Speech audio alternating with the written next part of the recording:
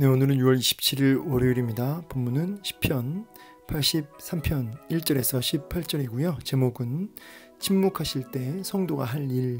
하나님이여 침묵하지 마소서. 하나님이여 잠잠하지 마시고 조용하지 마소서. 무릇 주의 원수들이 떠들며 주를 미워하는 자들이 머리를 들었나이다. 그들이 주의 백성을 치려하여 간계를 꾀하며 주께서 숨기신 자를 치려고 서로 의논하여 말하기를 가서 그들을 멸하여 다시 나라가 되지 못하게 하여 이스라엘의 이름으로 다시는 기억되지 못하게 하자 하나이다. 그들이 한 마음으로 의논하고 주를 대적하여 서로 동맹하니 곧 에돔의 장막과 이스마엘인과 모압과 하갈인이며 그발과 암몬과 아말렉이며 블레셋과 두로 사람이요 아수르도 그들과 연합하여 롯 자손의 도움이 되었나이다. 주는 미디안인에게 행하신 것 같이 기손 시내에서 시스라와 야빈에게 행하신 것 같이 그들에게도 행하소서. 그들은 엔돌에서 패망하여 땅에 거름이 되었나이다. 그들의 귀인들이 오렙과 스앱 같게 하시며 그들의 모든 고관들은 세바와 살문나와 같게 하소서. 그들이 말하기를 우리가 하나님의 목장을 우리의 소유로 취하자 하였나이다. 나의 하나님이여 그들이 굴러가는 건불 같게 하시며 바람에 날리는 지푸라기 같게 하소서. 삼림을 사르는 불과 산에 붙는 불길같이 주의 광풍으로 그들을 쫓으시며 주의 폭풍으로 그들을 두렵게 하소서. 여호와여 그들의 얼굴에 수치가 가득하게 하사 그들이 주의 이름을 찾게 하소서. 그들로 수치를 당하여 영원히 놀라게 하시며 낭패와 멸망을 당하게 하사 여호와라 이름하신 주만 온 세계의 지존자로 알게 하소서. 아멘. 네, 오늘 본문을 통해서 또 우리에게 말씀하시는 주의 음성 듣고 또 마음으로 깨달아 알아서 순종하는 열매 맺는 은혜가 있기를 소망합니다. 오늘은 시편 83편이 되겠습니다. 단락을 이제 구분하자면 1절에서 침묵하신 하나님께 이제 행동해 주시기를 요청하고 있고요. 2절부터 4절은 음모를 꾸미고 있는 원수들, 그리고 5절에서 8절은 그 원수, 그 대적들이 동맹하고 연합해서 이제 침략해오는 그런 상황을 호소하고 있습니다. 탄식하고 있죠. 9절에서 12절도 같은 맥락입니다. 이스라엘 침략자를 이제 하나님 멸하여 달라고 하는 호소가 있고요. 13절에서 16절은 원수의 어떤 멸망과 심판을 하나님 앞에 간구하고 있습니다. 마지막 17절에서 18절은 이제 전능하신 하나님 역시 개입해 달라고 하는 요청. 오늘 이렇게 단락을 이제 나누어 봤는데 보니까 침묵하시는 하나님과 막 시끄럽게 하는 여러 원수, 대적들의 그 나라들의 모습이 이렇게 대조되고 있습니다. 이렇게 대조되고 있는 것을 통해서 뭘 보여주냐면 나라들은 이방 민족들, 하나님을 미워하고 대적하는 모든 원수 대적들은 그렇게 시끄럽고 난리를 치고 동시에 그렇게 합력하여서 힘을 모아서 그렇게 공격해 오지만 하나님은 대답이 없으시다. 너무너무 이 부분에 있어서 방관하시는 것 같다. 답답해하는 그런 시인의 마음도 이렇게 엿볼 수가 있죠.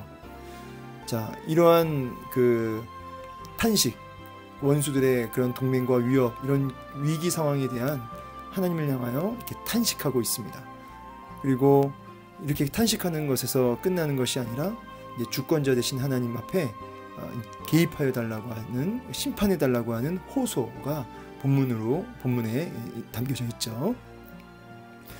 자, 오늘 이제 한 절씩 보면서 이제 그 의미를 좀 이해하고 넘어가려고 하는데요. 1절 하나님이여 침묵하지 마소서. 하나님이여 잠잠하지 마시고 조용하지 마소서. 여기 침묵, 잠잠하지 마소서, 조용하지 마소서. 이 다 하나님께서 이런 위기와 당신의 백성의 고통을 마치 하나님께서 외면하시는 것 같은, 하나님께서 이렇게 무관심한 것 같은 그런 시인의 느낌을 그대로 담고 있죠.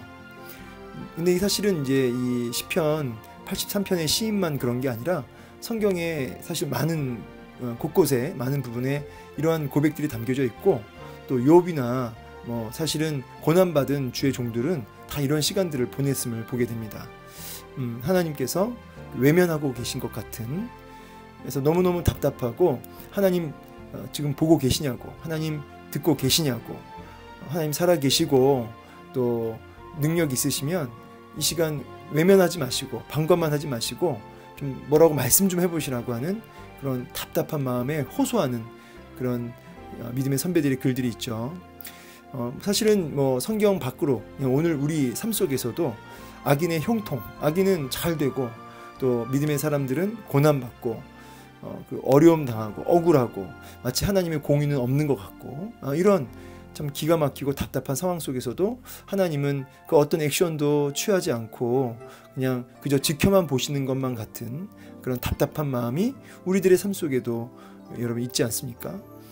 그런 상황 속에서 이 시인은 강하게 하나님 앞에 지금 호소하고 있죠. 침묵하지 마시고 좀 이제 잠잠하지 마시고 이제 조용히 하지 마시고 이제 깨어서 일어나셔서 말씀 좀 하시고 개입하여 달라고 하는 약간의 그 원망의 느낌도 좀 들어가 있는 것 같아요, 제 느낌에. 근데 이러한 호소가 이제 1절에서 시작하는데, 이러면서 2절에 보니까 왜냐하면 히브리어로 키가 이제 접속사로 있습니다.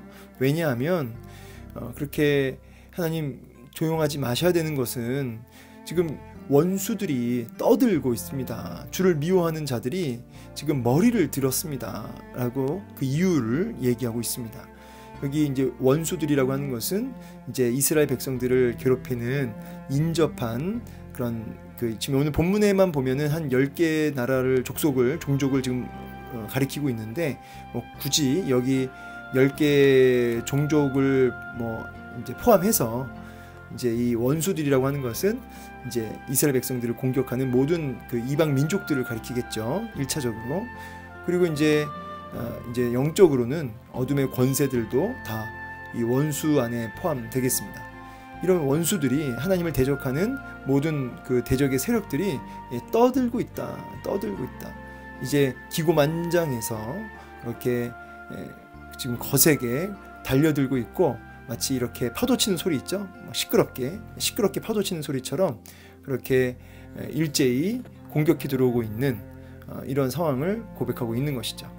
머리를 들었나이다 할 때, 머리는 보통 이제 권세나 힘을 상징하는데, 그들이 이제 힘을 규합해서 힘을 모아서 어떤 권세를 잡고 이제 공격해 들어오고 있습니다. 이런 고백이죠. 이런 기가 막힌 상황인데 주님 어떻게 이렇게 조용하고만 계십니까? 이런 얘기죠. 그러면 3절에 그들이 주의 백성을 치려하여 관계를 꾀하며 주께서 숨기신 자를 치려고 서로 의논하고 있습니다. 여기 주께서 숨기신 자는 이제 보호하고 계시고 이렇게 품에 품고 계시는 이제 그런 의미인데요. 하나님께서 품고 계시고 보호하고 계시는 존재가 누굽니까? 이스라엘 백성을 가리키는 거죠. 하나님의 백성을 그렇게 치려고 그들이 서로 논의하고 서로 이렇게 꾀하고 이렇게 힘을 모아서 머리를 굴리고 있는데, 좀 더 구체적으로 4절에 이야기하죠. 말하기를 그들을 멸하여 다시 나라가 되지 못하게 하여, 여기 그들은 이스라엘 백성을 가리키죠. 이스라엘 백성들을 이제 나라가 되지 못하게 하여 이스라엘의 이름으로 다시는 기억되지 못하게 하자나이다. 이제 그 이스라엘이라고 하는 나라를 없애버리자. 근데 이제 이스라엘이라고 하는 이 고대 근동에서의 전쟁은 신들의 전쟁이니까 이스라엘의 하나님, 그 하나님을 향한 정면 도전이기도 하죠. 그래서 하나님의 이름을 이 땅에서 없애버리자, 뭐 이런, 사실은 이스라엘 백성을 포함해서 사실은 그들의 하나님까지 대적하고 있는 것으로 우리가 이제 해석할 수 있죠. 그래서 하나님을 향한 정면 도전. 그리고 이것이 이제 좀 더 영적으로는 이제 이스라엘 백성이 끊어지면 이제 오실 메시아도 이제 없는 것이죠. 하나님의 나라가 이 땅에 온전히 임하는 그 역사를 막는 행위죠. 하나님의 나라가 온전히 예수님을 통해서 이 땅 가운데 임해야 되는데, 지금 이스라엘을 완전히 멸하겠다고 하는 이제 그러한 그 결의들, 그러한 의논들, 이것이 다 하나님을 향한 정면 도전이고 하나님 나라를 대적하는 그런 모든 그런 악한 꾀죠. 악한 의논이죠. 지금 이렇게 사태가 이런데, 참 이런 기가 막힌 상황인데 좀 더 보세요. 5절. 이제 마음이 하나로 모아졌다는 거죠. 이 일에 한 마음으로 의논하고 그렇게 서로 주님을 대적하면서 서로 동맹하고 있다 하면서 이제 그 동맹하고 있는 한 마음이 되어서 하나님을 대적하려고 하는 이스라엘을 이제 없애려고 하는 그들 무리들에 대해서, 그 나라 종족들에 대해서 쭉 열거하고 있습니다. 한 10개 정도 되는데 뭐 에돔의 장막과 이스마엘인과 모압과 하갈인이며 암몬과 아말렉이며 블레셋과 두로 사람이요 아수르도 그들과 연합하여 롯 자손에 도움이 되었나이다. 쭉 이렇게 나오죠. 근데 이제 뭐 하나씩 뭐 다 열거할 의미는 없겠지만은 이스마엘이라고 할 때는 이제 이게 이제 하갈의, 그러니까 아브라함이 첩으로 얻은 하갈 있죠. 하갈을 통해서 이제 낳은 자녀가 이제 이스마엘 아닙니까? 이제 사실 이제 종족을 의미한다기보다는 이제 국제 무역의 무역자들의 총칭이라고 하네요. 예. 뭐 베두인이 아닐까 뭐 이렇게도 얘기합니다. 훗날 베두인으로. 뭐 근데 사실은 지금 이스라엘과 인접해 있는 족속들이고요. 여기 이제 아수르도 그들과 연합하여 롯 자손에 도움이 되어 있나이다. 이제 롯 자손이라고 했을 때는 모압과 암몬이죠. 그러니까 모압과 암몬도 아수르와 이렇게 힘을 모아서 서로 도와주면서 이스라엘을 지금 치료하고 있다.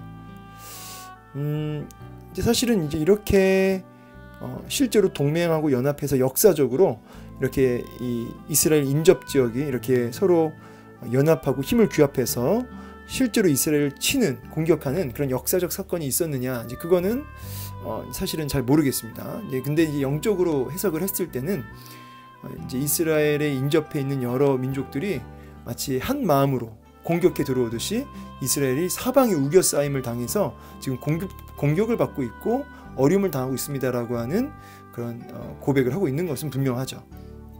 진짜로 이들이 만나가지고 회의를 거치고 뭐 이랬는지는 역사적으로는 확인이 안 되고요.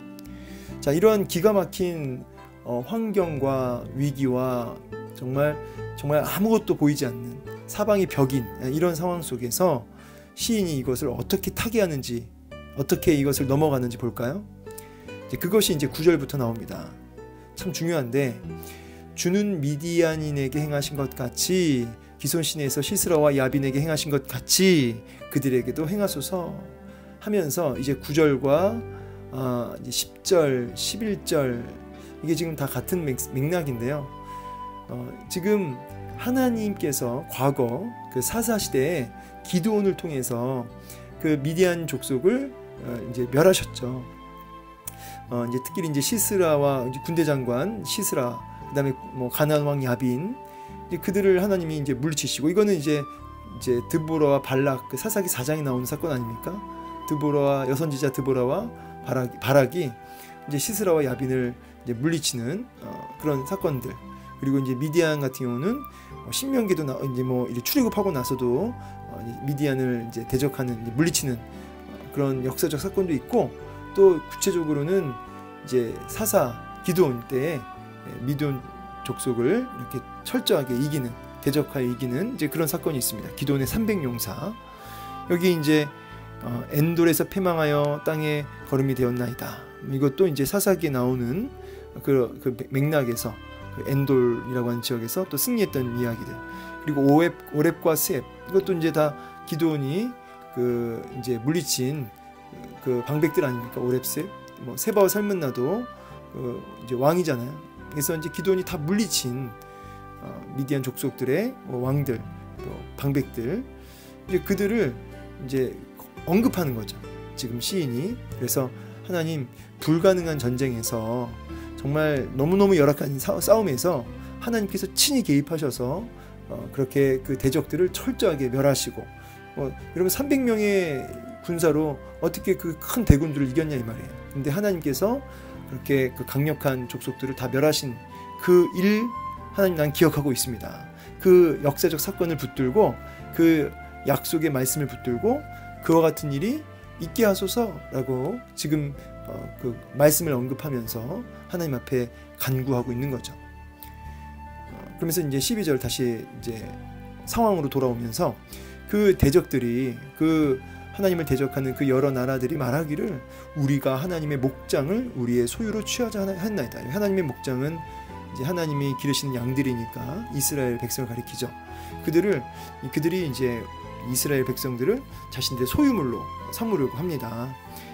나의 하나님이여 그들이 굴러가는 건불 같게 하시며 날리는 먼지 같게 하시며 바람에 날리는 지푸라기 같게 하소서. 그래서 이 말은 하나님 확실하게 처리해 주세요. 하나님 확실하게 그들을 없애버려 주세요. 살림을 사르는 불과 산에 붙는 불길같이 이제 구체적으로 이제 묘사를 하는 거죠. 불이 산을 확 쓸어버리는 것처럼, 광풍이 확 쓸어버리는 것처럼, 폭풍이 확 쓸어버리는 것처럼 순식간에 그들을 멸하소서, 그들을 두렵게 하소서 라고 고백하고 있는 거죠. 여호와여 그들의 얼굴에 수치가 가득하게 하사 얼굴을 부끄럽게 하시고 모욕 느끼게 하시고 그들이 주의 이름을 오히려 이제 찾게 하소서. 살려달라고 하는 거죠. 살려달라고 하는 두려움과 공포 속에 살려달라고 하는 그런 애원을 하게 해달라는 거죠. 17절 그들로 수치를 당하여 영원히 놀라게 하시며 낭패와 멸망을 당하게 해달라는 겁니다. 근데 이렇게 대적들을 철저하게 짓밟고 순식간에 아주 하나님 그들을 완전히 처리해버리시는, 순식간에 그들을 없애버리시는 그런 어마어마한 심판을 통해서 궁극적으로 이제 시인이 원하는 간절한 소원이 뭐냐면 그들이 주의 이름을 이제 찾는 것을 넘어서 여호와라 이름하신 주님만이 온 세계의 지존자로 알게 되게 하소서. 열방이 그 모든 나라들이 하나님만이 진짜 신이시고 하나님이 진짜 창조주시고 능력이 되시는 능력의 하나님이심을, 진정한 하나님이심을 그 모든 민족들이 정말 느끼게 하는, 알게 되는 그 일을 시인은 지금 궁극적인 목적을 삼고 이러한 기도를 하고 있는 것입니다. 오늘 메시지를 통해서 우리에게 주시는 교훈이 뭐냐면 이제 18절이 제일 중요합니다. 여호와라 이름하신 주만 온 세계의 주존자로 알게 하소서. 그러니까 이 시인은 단순하게 자기를 힘들게 하는 이스라엘 백성을 고통스럽게 하는 그 나라를 혼내주세요 라고 하는 그런 일러 바치는 기도를 넘어서서 궁극적으로는 하나님의 이름이 드러나지길 원하고 하나님이 높아지기를 원하는 그런 기도를 하고 있는 거죠. 여러분 인생의 그 궁극적인 존재 목적에 대해서도 여러분 무엇이라 얘기하냐면 하나님을 즐거워하고 그분을 영화롭게 하는 것이죠. 지금 시인은 그렇게 하나님을 드러내고자 하는, 하나님의 이름만 높이고자 하는 그런 중심, 그런 분명한 목표가 있었던 것입니다. 근데 이제 오늘 우리 삶 속으로 좀 가지고 와서 좀 얘기를 좀 하자면 아까도 얘기한 것처럼 1절과 같이 2절과 같이 우리는 좀 이런 답답한 상황 속에서 사방이 벽으로 다 우겨싸임 받아서 살 소망이 때로는 느껴지지 않을 정도로 답답한 상황 속에 있을 때 하나님께서는 마치 가만히 계신 것 같고 외면하고 침묵만 하고 계시는 것 같을 때가 있다는 거죠. 그럼 그때 우리는 어떻게 해야 되냐면 하나님 안 계신가 보다 하고 뒤돌아서고 하나님 앞에 나아가지 않고 나아가는 일을 그만두고 포기하는 것이 아니라 시인처럼 어떻게 하냐면 성경의 그 역사들, 성경의 그 사건들, 약속의 말씀들 그것을 붙들고 하나님 그 말씀 갖게 해달라고, 그 약속의 말씀 붙들고 하나님 이렇게 역사하지 않으셨냐고 하면서 그 약속의 말씀, 그 약속의 그 사건들을 붙들고 하나님 앞에 나아가는 것이죠. 그래서 끝까지 하나님 앞에 그 약속의 말씀 붙들고 호소하는 것입니다. 그리고 자기를 힘들게 하는 그 대적들을 향해서 하나님 앞에 끊임없이 그들을 처리해달라고 하나님 앞에 나아가는 것이죠. 여러분 우리들의 삶 속에 여러분을 힘들게 하는 것이 돈 문제이든 건강 문제이든 또 어떤 사람 문제이든 환경 문제이든 물질 문제이든 그것이 무엇이든지 간에 하나님이 마치 가만히 개입하지 않고 가만히 계신 것 같은 그런 답답한 마음이 드시거든 여러분 성경의 약속의 말씀들 하나님이 온 우주를 창조하시고 운행하고 계시고 지금도 생사화복을 주관하시며 모든 전쟁의 어떤 주관자 되시고 모든 우리의 삶의 주관자 되시는 그 능력이 하나님의 그 역사들 그 사건들을 성경을 통해 확인하시고 그 말씀을 기억하면서 붙들면서 그 살아계신 하나님이 그 구약의 하나님이 그 성경의 하나님이 지금 살아계신 나의 하나님 되심을 고백하시면서 지금도 그 하나님이 여전히 일하고 계시고 여전히 우리의 모든 삶을 주관하고 계심을 약속의 말씀을 기억하면서 붙들면서 그렇게 오늘 하나님 앞에 또 포기하지 않고 나아가는 거죠. 하나님의 분명한 뜻이 있는 것입니다. 하나님께서 우리에게 때로는 인내를 요구하시고요. 또 끝까지 하나님 앞에 붙들고 하나님 약속의 말씀 붙들고 의지하기를 원하시는 거죠. 전적으로 하나님 앞에 우리를 의탁하는 그 부분을 하나님이 원하시기도 합니다. 하나님의 그 큰 뜻을 우리가 다 이해할 수는 없지만 약속의 말씀을 붙들고 그 하나님을 의지하는 그 중심, 그 모습을 우리에게 오늘도 원하고 계십니다. 그래서 궁극적으로는 이 문제 해결해 주세요. 이 문제 없애 주세요. 이 뭐 건강 문제, 이 돈 문제 이거 순식간에 없애버려 주세요. 처리해 주세요. 해결해 주세요. 라고 기도할 수 있습니다. 얼마든지 그렇게 기도하셔야 됩니다. 그런데 그것으로 끝나면 안 되고 그러므로 하나님이 누구신지를 드러내 보이기를 원합니다. 라고 하는 이 기도로 끝나야죠. 그죠? 그래서 여러분의 문제가 해결되는 것으로 만족하는 것이 아니라 이 문제가 해결됨으로 궁극적으로는 내가 주님 드러내기 원합니다. 궁극적으로는 하나님이 누구신지를 그들에게 보여주기 원합니다. 이렇게 하나님의 이름을 드러내고자 하는 이 중심, 이것이 분명해야 한다는 것입니다.